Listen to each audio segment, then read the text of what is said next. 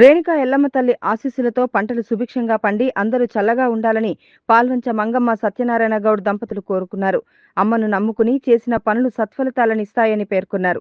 మెదక్ జిల్లా మండల కేంద్రం కొల్చారంలో శ్రీ రేణుకా ఎల్లమ్మ తృతీయ వార్షికోత్సవం అనంతరం 31వ మంగళవారం నాడు శ్రీ రేణుకా ఎల్లమ్మ ఆలయంలో పాల్వంచ మంగమ్మ సత్యనారాయణ గౌడ్ దంపతులచే శ్రీ రేణుకా ఎల్లమ్మ ఆలయంలో అభిషేక, అలంకరణ, అర్చన కార్యక్రమాన్ని నిర్వహించగా కోలాచల కృష్ణశర్మ మంత్రోచనాల మధ్య ఘనంగా జరిపారు. భక్తులు అధిక సంఖ్యలో హాజరై తీర్థ ప్రసాదాలు స్వీకరించారు. ఈ కార్యక్రమంలో రామకృష్ణ గౌడ్, అశోక్ గౌడ్, లక్ష్మీనారాయణ గౌడ్, శేఖర్ గౌడ్, శ్రీనివాస్ గౌడ్, పాపా గౌడ్, యాదా గౌడ్, దుర్గపతి గౌడ్, సుధాకర్ గౌడ్ సంఘాల సభ్యులు పాల్గొన్నారు.